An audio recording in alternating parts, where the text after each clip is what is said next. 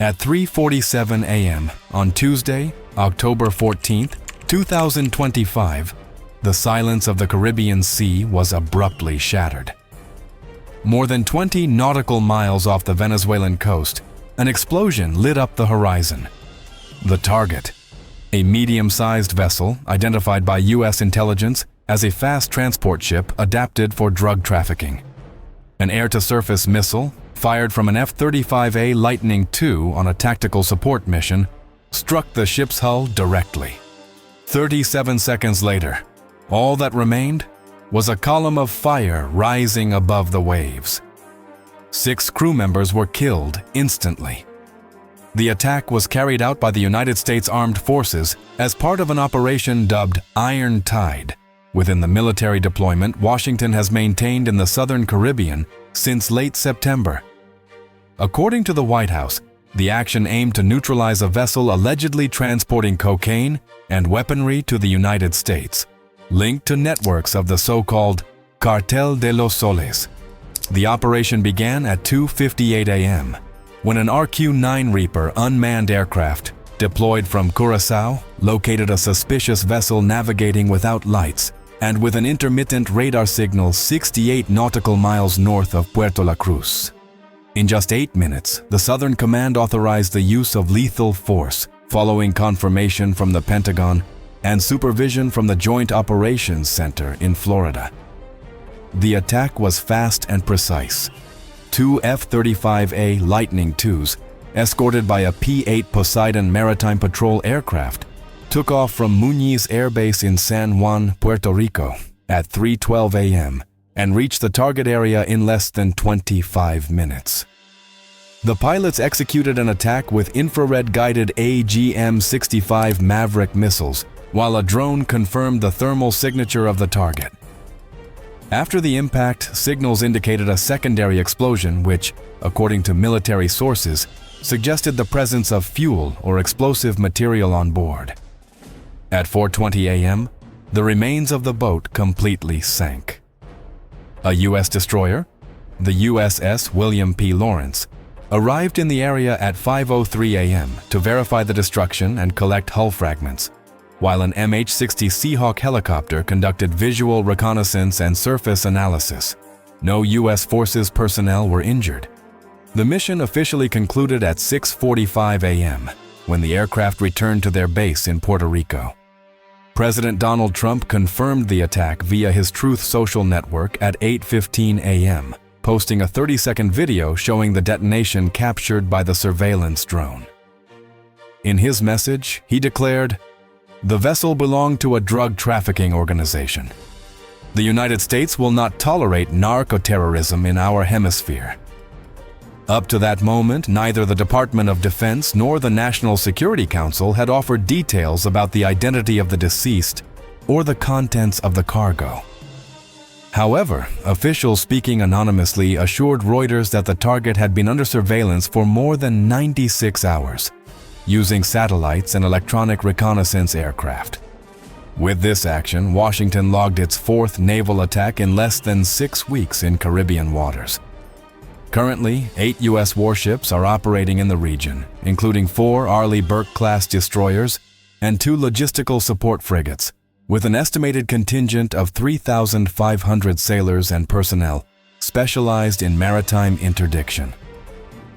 As dawn broke over the Caribbean, information began to spread from Washington to major international media outlets. By mid-morning, President Donald Trump himself officially confirmed the attack, describing it as a successful action against a terrorist organization. In his Truth Social post, Trump stated that intelligence confirmed the vessel was trafficking narcotics and linked to narco-terrorism networks. The message was reinforced with a video of barely 30 seconds, showing a stationary vessel in the sea being hit by a projectile before exploding. The incident occurred within a context of increasing U.S. militarization in the southern Caribbean. According to the Department of Defense, Washington maintains 8 warships in the area, along with an undetermined number of F-35 planes stationed in Puerto Rico, in addition to a nuclear submarine and thousands of deployed sailors. This movement, initiated weeks ago, has been presented by the Trump administration as part of a comprehensive campaign against regional drug trafficking. The attack off the coast of Venezuela was not just an isolated operation. For defense and regional security analysts, it represents a larger-scale move within a U.S. military strategy that seeks to expand its margin of action in Latin America under the argument of the fight against drug trafficking. The presence of 8 U.S. warships, accompanied by F-35s deployed in Puerto Rico and a nuclear submarine in the Caribbean, constitutes one of the most significant naval concentrations in the area since the early 21st century. In strictly military terms, this type of deployment alters the regional strategic balance. For the first time since the end of the Cold War, the Caribbean is once again a stage for the direct projection of U.S. naval power against a Latin American state. From an operational perspective, the doctrine applied by Washington opens the door to a new paradigm: the militarization of the anti-drug fight. Traditionally, operations against drug trafficking were executed by police forces or with international cooperation units in interdiction and surveillance tasks. However, by declaring that the United States is in a non-international armed conflict with the cartels, the Trump government transformed suspects into military enemies, justifying the use of lethal force beyond national borders. This legal reinterpretation could have domino effects throughout the region. If Washington extends this logic, neighboring countries such as Colombia, Panama, or even Brazil could feel pressured to accept greater participation of U.S. armed forces in their anti-drug operations, altering existing bilateral agreements.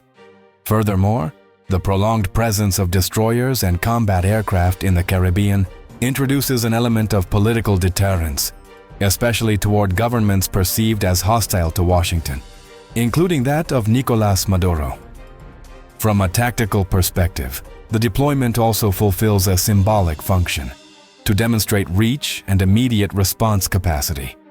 An airstrike executed in minutes and confirmed directly by the president sends a message not only to criminal groups but also to the states in the region.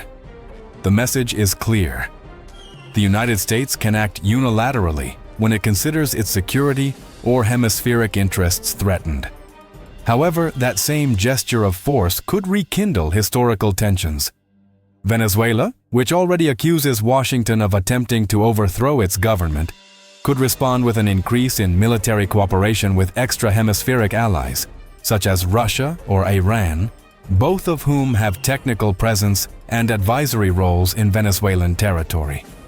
Such a scenario would increase geopolitical competition in the Caribbean, an area that remained relatively stable in military terms for decades. For regional commands, the situation also presents a logistical challenge. Eastern Caribbean countries, which often rely on U.S. support for maritime surveillance, could be forced to redefine their security agreements. Any incident or error in target identification could escalate in a matter of hours, especially if operations continue in waters close to other nations' exclusive economic zones. In parallel, the use of advanced weapons, such as the AGM-65 Maverick missiles launched from F-35 fighters, in maritime interdiction missions raises an internal discussion within the U.S. armed forces. Some retired officers consider that these operations blur the line between war and law enforcement, risking both legitimacy and coordination with local allies. If the non-international armed conflict policy is consolidated as a framework for action, the United States could be setting a military and legal precedent without return, where any transnational threat is treated as an enemy of war, without the need to declare a formal conflict. In an increasingly monitored and tense Caribbean, the line between security and militarization begins to blur.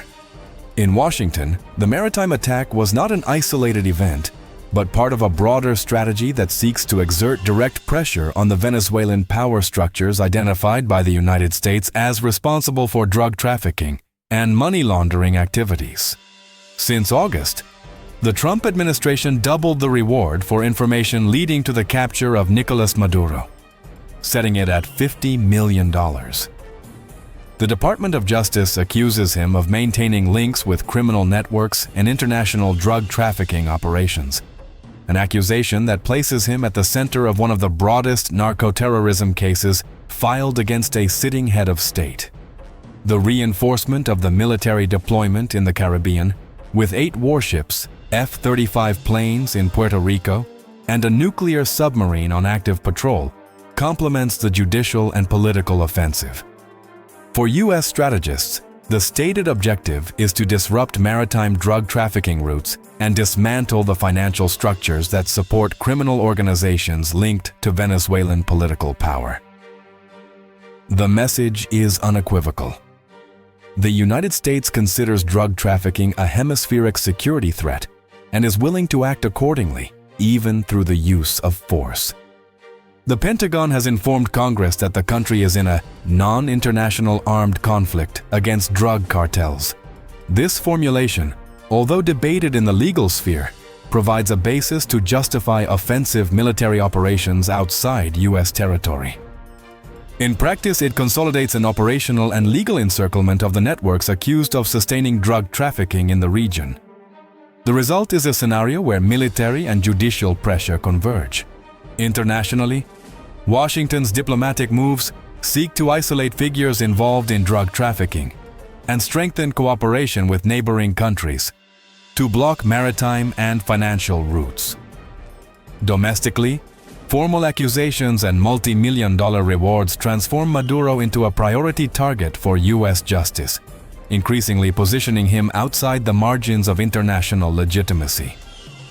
Meanwhile, deployments in the Caribbean continue, and messages from Washington harden. The combination of military actions, economic sanctions, and judicial charges configures an encirclement that increasingly limits the political margin of the Venezuelan regime and reduces its international support. The noose tightens, and the pieces seem to be moving toward an inevitable outcome. As the United States intensifies its military and judicial pressure, the Venezuelan regime faces increasingly deep isolation. Are we witnessing the beginning of the end of an era in the region? We want to know what you think. Do you believe this international encirclement will succeed in dismantling drug trafficking networks and ending the Maduro regime? Or could history take a different course? Leave it in the comments and be part of the debate on one of the most tense and decisive moments on the continent.